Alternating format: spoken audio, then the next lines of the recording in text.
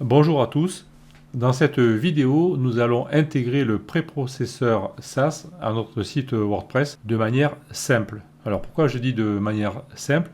Parce que habituellement pour utiliser SAS et compiler le CSS, il faut faire une procédure d'installation qui est pas toujours simple. Il faut avoir Ruby SAS d'installer, etc. Enfin, il y a plein de choses à installer.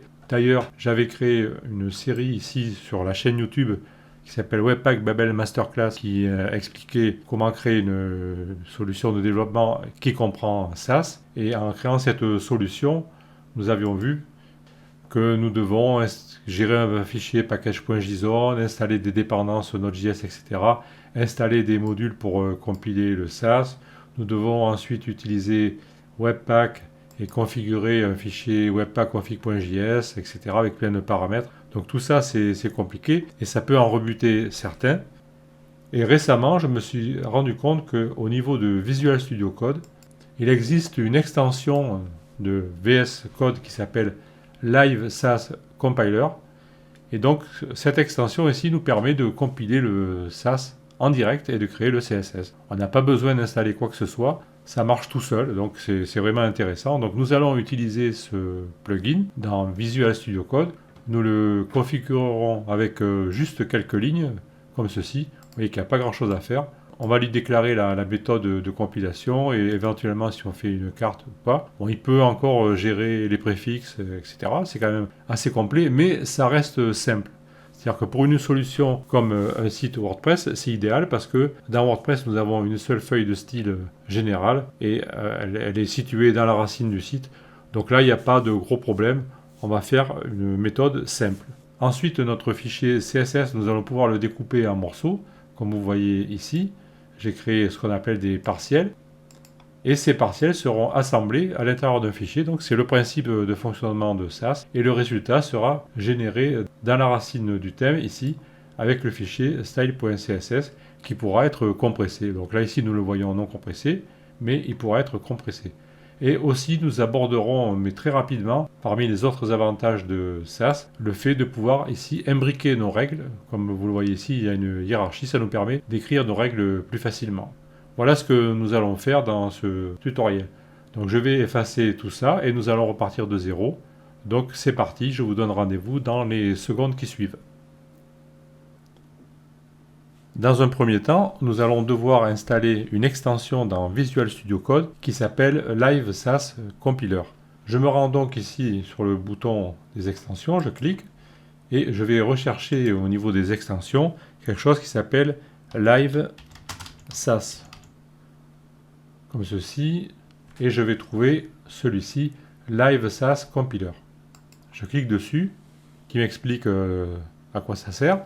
Il va donc compiler le code SAS en direct à chaque fois que je sauvegarde un fichier SCSS. Je vais donc l'installer en cliquant sur ce bouton ici. Il est installé. Si vous êtes un peu curieux, vous consulterez la page qui s'affiche ici pour voir comment cela fonctionne. Et maintenant, nous allons le configurer. Alors pour ce faire, je vais cliquer ici sur le bouton Gérer, en bas à gauche, et je vais cliquer sur Paramètres. Et là, je vais rechercher dans la liste à gauche ici, au niveau de mes extensions, je vais cliquer, et je vais rechercher la ligne qui correspond à Live SAS Compiler. Et ici, il me donne tous les paramétrages de Live SAS Compiler. La liste commence ici, et elle se termine ici avant la section suivante. Cette partie concerne la configuration générale de Visual Studio Code et nous examinons en ce moment la section qui est réservée à Live SAS Compile. Donc je vais configurer les formats, c'est le minimum ici. Donc je vais cliquer sur ce lien, modifier dans Settings.json au niveau de la section format et il va m'ouvrir le fichier settings.json et il va rajouter un tableau qui contient un objet. Alors suivant le cas, votre fichier settings.json dans votre instance de Visual Studio Code, il aura forcément un contenu différent. Ici, le contenu est presque vide parce que là, je suis sur un utilisateur particulier que j'ai dédié à l'enregistrement des vidéos. Ce n'est pas l'utilisateur sur lequel je travaille. Donc, mon fichier settings.json est quasiment vide. Et là, il vient de me créer cette section lorsque j'ai cliqué sur le bouton au niveau de la section paramètres concernant la section format. Je reviens dans le fichier settings.json et ici, au niveau des formats, je vais configurer quelle sortie je veux obtenir au niveau de mes fichiers SAS. Je vais donc pour l'instant garder le format expanded. Cela nous permettra de voir le fichier final inchangé. Ensuite, on pourra le changer vers compressé ou compact. On verra ça plus tard. Au niveau de l'extension, je vais garder .css. C'est l'extension qui est attendue. On pourrait mettre .min.css par exemple si on avait une sortie ici compressée. Nous, on va garder .css. Et au niveau du chemin, finalement, nous devons choisir un chemin. Dans le cas de WordPress, nous n'avons pas le choix. Le fichier style.css doit rester dans la racine du thème. Donc ici, nous allons mettre un slash, comme ceci, qui correspond à la racine du document. Il faudrait peut-être que je le mette entre guillemets, ça serait mieux, voilà, comme ceci. Par contre, en faisant ceci, cela nous impose d'avoir ouvert ici notre projet au niveau du dossier du thème. Et c'est bien le cas ici. J'ai ouvert mon dossier au niveau de machin X. Si par exemple, vous ouvriez votre dossier au niveau du dossier WP Contents ou du dossier thème, à ce moment-là, il faudrait compenser ici en mettant la valeur correcte. Donc là, le plus simple, c'est d'ouvrir au niveau du thème et ici de mettre un slash qui correspond à la racine du thème. Maintenant, j'enregistre le fichier settings.json, CTRL S. Et maintenant, si je reviens ici dans paramètres, je vois que le logiciel m'a rajouté une barre bleue ici, toujours au niveau de ma section Live SAS Compile Config. Ça veut dire que cette section est renseignée. Ensuite, nous allons revenir dans la structure de fichier ici. J'ouvre le dossier. Et dans notre thème, nous allons créer un dossier SAS. Vous pouvez mettre les fichiers SAS en vrac dans le thème, mais il vaut mieux quand même créer un dossier. Donc ici, je clique sur un nouveau dossier. Je vais l'appeler SAS, mais vous pouvez l'appeler comme vous voulez. En fait, le plugin, lui, il va détecter tous les fichiers SCSS qui sont présents dans le dossier qui a été désigné. Il suffit qu'ils aient l'extension .scss, ils seront capturés par le plugin et seront compilés vers la sortie qui a été désignée. Au niveau de ce dossier SAS, je vais y copier style.css actuel. Donc je prends le fichier, je vais réduire là pour avoir tout. Je prends donc le fichier style.css ici et je le déplace ici dans le dossier SAS. Il me dit voulez-vous vraiment déplacer? Je dis oui, déplacer, je clique. Je vais refaire grossir ça. Maintenant, au niveau de mon fichier SAS, j'ai le fichier style.css qui est présent. Ce fichier contient le style de mon site. Et bien sûr, le commentaire de déclaration de mon thème. Je vais renommer ce fichier en style.scss, comme ceci. Il devient donc un fichier SCSS. À partir de maintenant, mon fichier style n'est plus dans la racine du thème, il est dans le dossier SAS et il a changé d'extension. Et nous allons le convertir. Au préalable, je vais rouvrir ici la zone d'extension. Je vais rouvrir la page ici concernant Live SAS Compiler. Je vais descendre un petit peu et je vais cliquer sur ce lien ici. All settings are now listed here. Nous allons ouvrir la page qui contient les réglages et nous pourrons la consulter si besoin. Je clique donc sur ce lien. Je lui dis d'ouvrir la page. Et il m'ouvre cette page dans un navigateur. Je reviens au niveau de Visual Studio Code. Et maintenant, donc je reviens ici. Je constate, je n'ai donc plus de fichier style. Ben si, donc je vais. Là j'en ai un parce que j'ai dû faire un essai. Alors je l'efface, celui-là, qui est dans la racine. Alors bien sûr, encore une fois, je vous répète, faites des sauvegardes avant de faire ce genre d'opération. Sinon, vous vous exposez à de vilaines surprises. Et moi, j'ai pris mes précautions avant de commencer la vidéo. J'ai fait une sauvegarde. Donc maintenant, notre style est uniquement présent dans le dossier SAS, qui est ici. Maintenant, je vais faire un premier essai. Je vais cliquer sur le bouton qui est en bas ici, Watch SAS, qui va lancer la compilation en live. Je clique sur ce bouton. Il ouvre une fenêtre de sortie, un genre de terminal. Il a lancé sa machine et il me dit qu'il est en train de regarder, de guetter tous les fichiers SCSS qui sont dans le dossier que j'ai ouvert dans Visual Studio Code. Et dès que je vais en modifier un, il va le compiler. Donc je reviens dans le fichier SCSS. Alors Là, à partir de maintenant, quand vous faites des modifications, il ne faut pas se tromper de fichier. Donc je suis bien dans le fichier style.scss. Et là, je vais rajouter, alors j'avais mis ici des points d'exclamation, je vais mettre des astérix. Là, voilà, je modifie ce commentaire et j'enregistre le fichier. Donc je vois ici en bas, il me dit success et il revient à watching. Donc il a bien compilé correctement. Je n'ai pas de message d'erreur ici dans la console et je vois que au niveau de mon dossier, ici dans la racine, j'ai un fichier style.css qui s'est créé. Le voici. Donc qui contient tout mon code. Alors momentanément, cette fenêtre de sortie, je peux la fermer si je veux avec CTRL-J. Bon, si j'ai une erreur, j'aurai quand même, au lieu d'avoir un truc en vert en bas, ça sera rouge, donc j'aurai une indication. Et s'il y a une erreur, la fenêtre se réouvrira. Je vois donc que ma modification est passée, donc ça fonctionne. Alors à partir de maintenant, nous avons notre CSS qui est dans le dossier SAS et qui est compilé. Alors pour l'instant, ça n'apporte rien puisqu'on ne fait que déplacer le fichier en gros, mais on va voir qu'on peut faire beaucoup plus de choses. On peut constater aussi dans la liste des fichiers qu'un fichier style.css.map a été créé, le voici. Donc pourquoi ce fichier a été créé? Parce que c'est le comportement par défaut de LiveSAS Compiler. Nous allons le vérifier ici en nous rapportant sur la page qui contient les settings, la page que nous avons ouverte précédemment, en descendant un petit peu au niveau de la rubrique Generate Map. On nous dit que c'est soit false, soit true, et la valeur par défaut est égale à true. C'est-à-dire que si on met rien, à ce moment-là, la valeur sera true.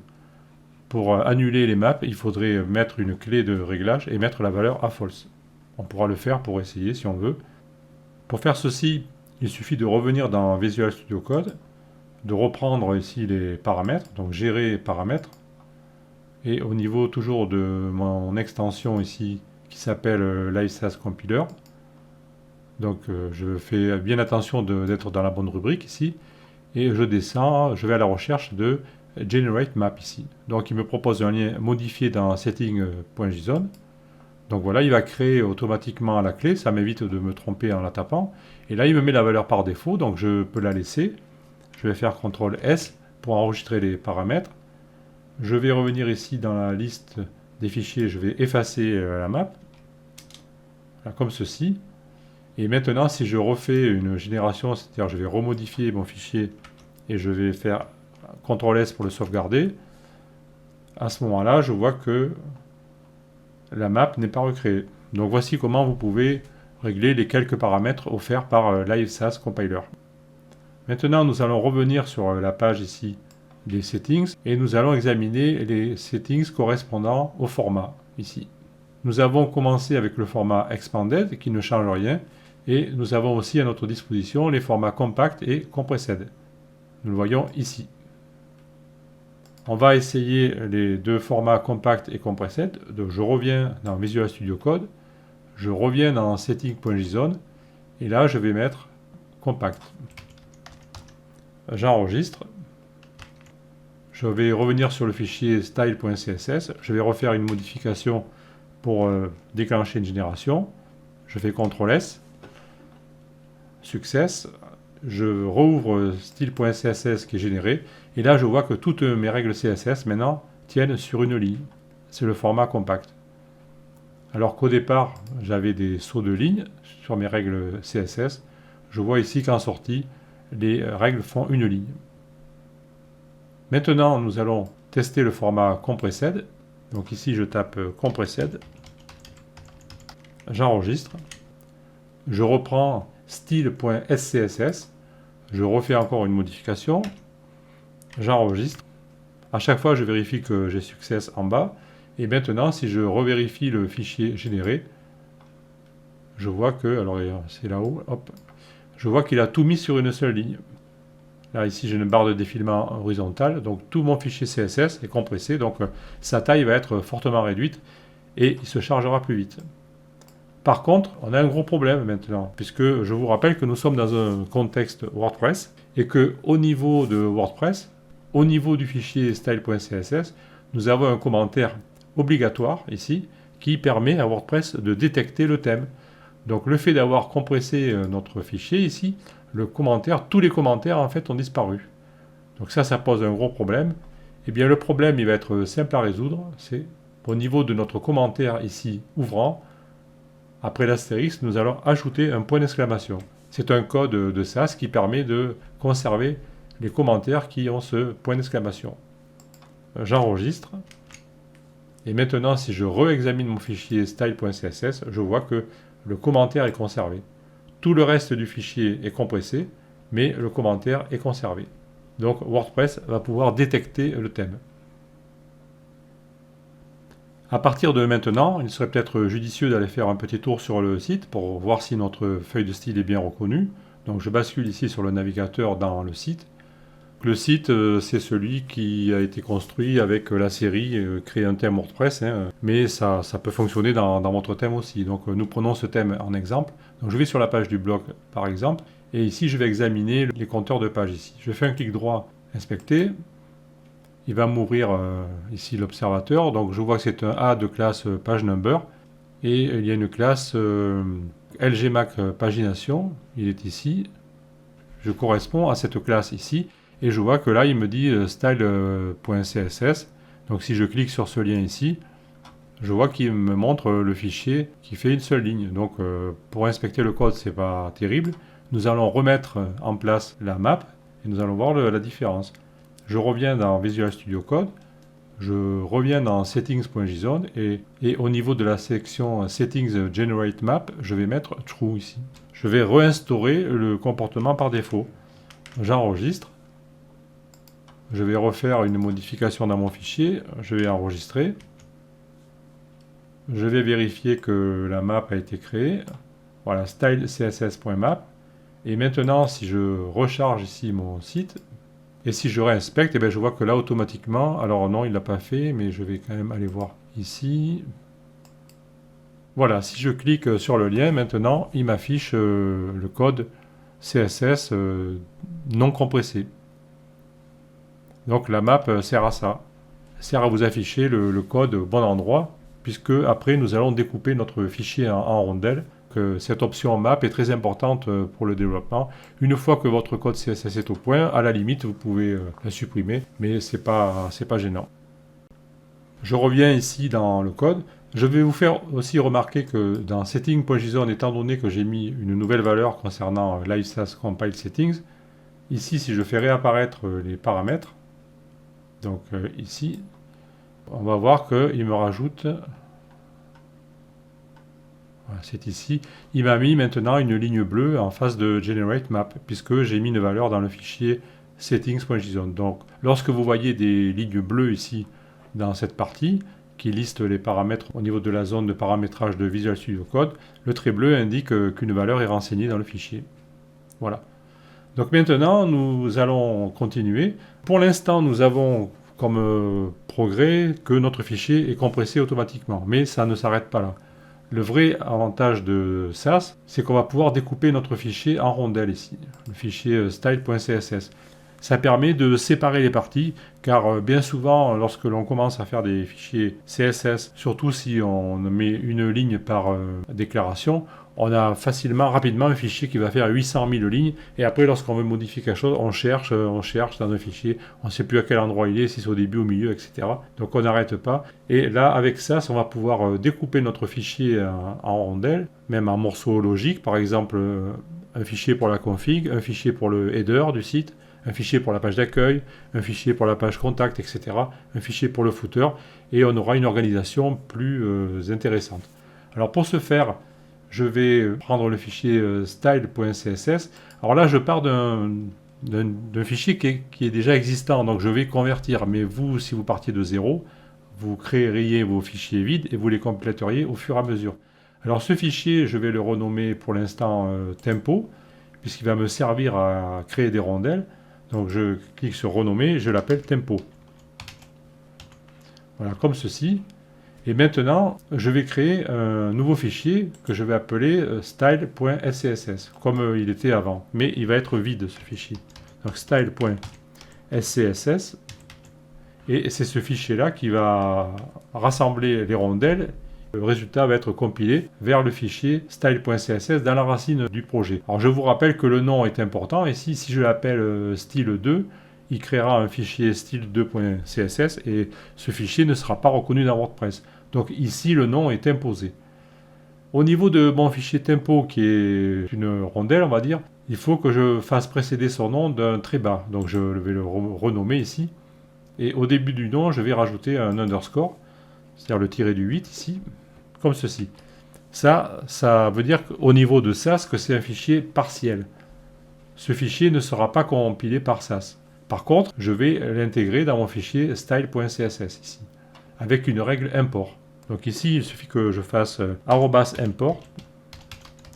Je donne le nom du fichier sans l'extension et sans le trait bas. Tempo. Voilà, comme ceci. J'enregistre. Et normalement, si je ne me suis pas trompé dans la syntaxe, il a dû me recréer le fichier à l'identique. Voilà, le fichier compressé. Pour en être sûr, je vais refaire une modification dans Tempo ici. Je mets des tirets, je fais CTRL-S. Alors vous voyez qu'il faut faire beaucoup de vérifications, hein, on n'a pas le choix, c'est comme ça. Là par contre, me voici de retour, car j'avais coupé l'enregistrement de la vidéo. Suite à un problème, la compilation ne s'effectuait pas correctement. Il s'avère en fait que avant de commencer l'enregistrement de cette vidéo, j'avais bien sûr fait des essais et des préparations, et tous les fichiers que j'avais créés pendant la préparation, je les avais rangés ici dans un dossier sauvegarde dans le thème.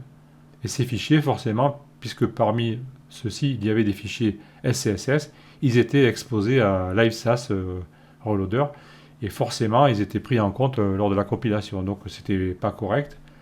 J'ai donc vidé ce dossier, et ces fichiers n'y sont plus, et ensuite, au niveau du fichier style.css, j'ai fait figurer mon commentaire en premier, en tête du fichier.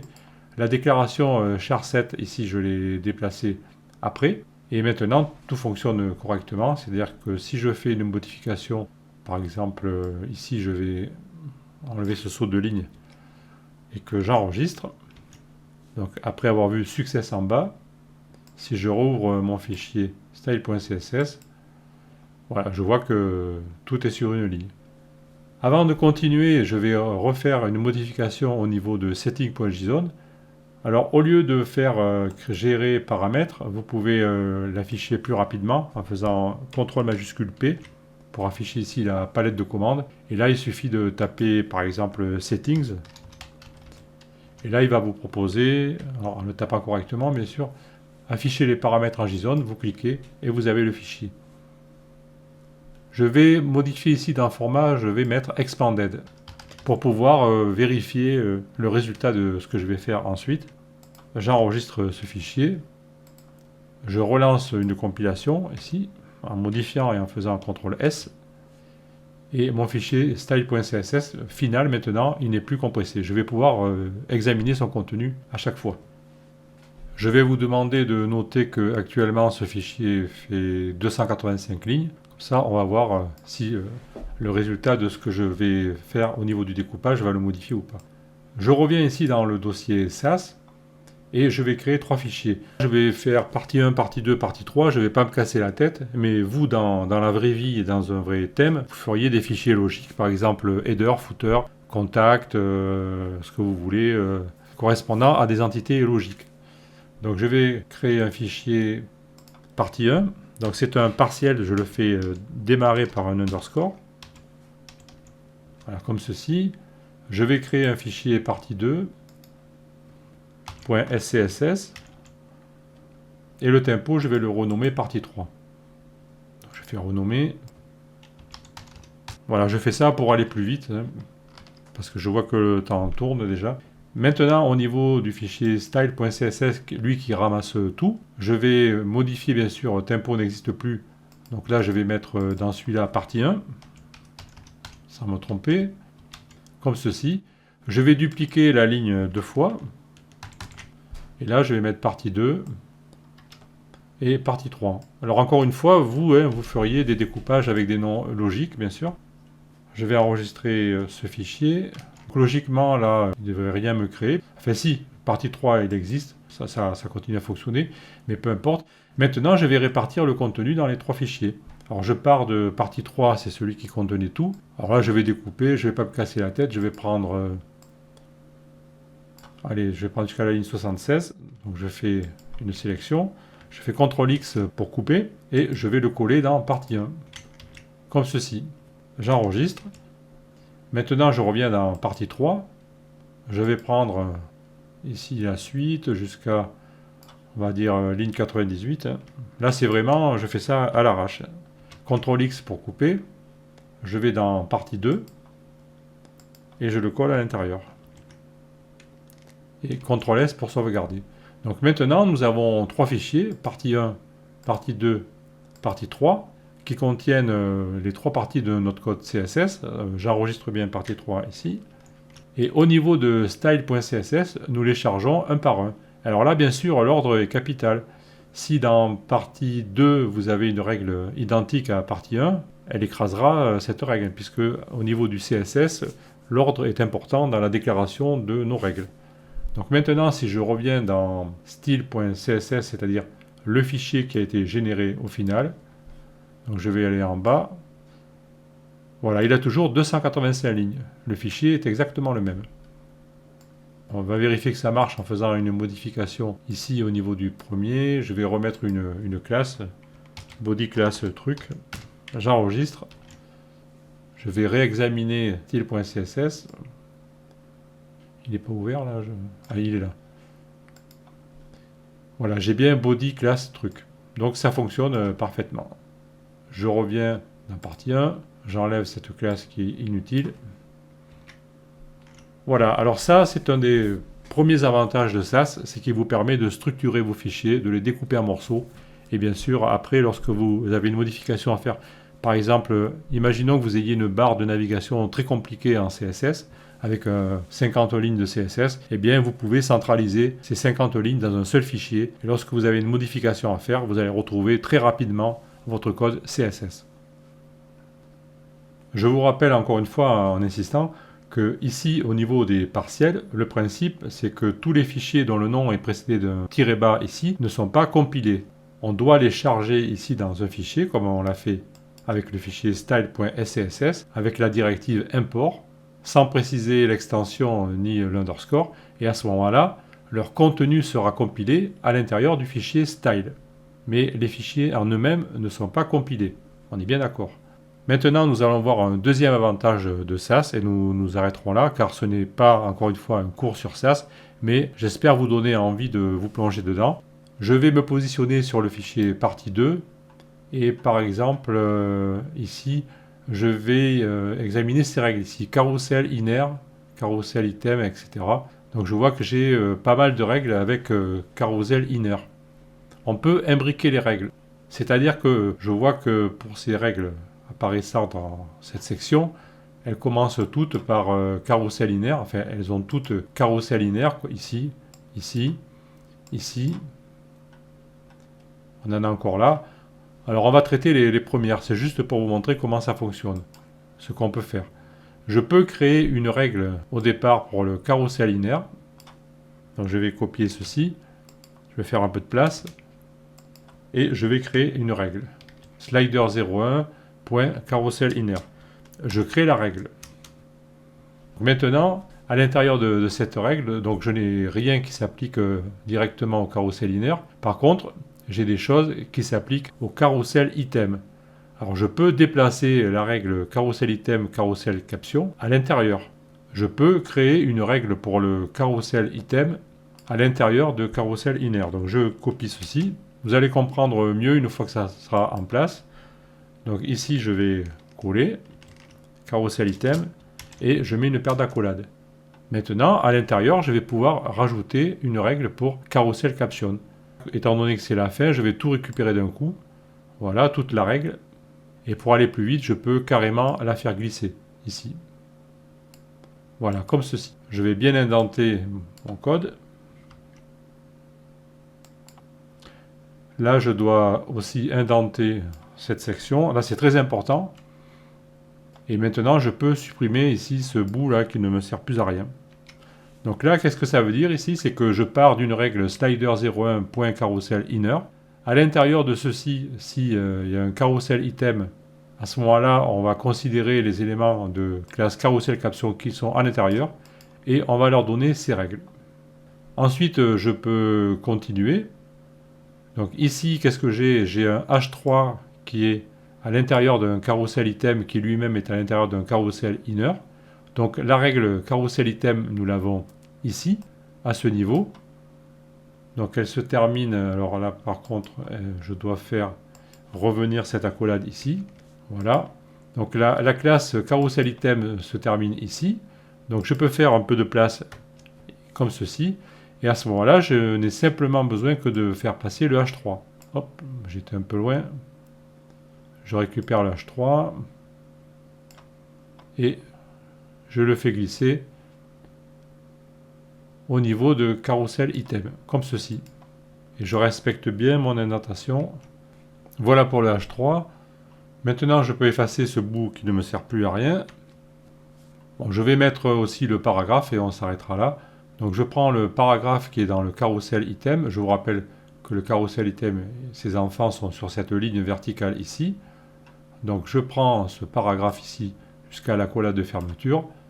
Je le fais glisser au même niveau que le H3. Alors par contre là, j'aurais dû faire une ligne blanche. Bon, c'est pas grave, je vais rattraper comme ceci. Voilà. Et je vais indenter. Alors il faut bien faire attention à l'indentation.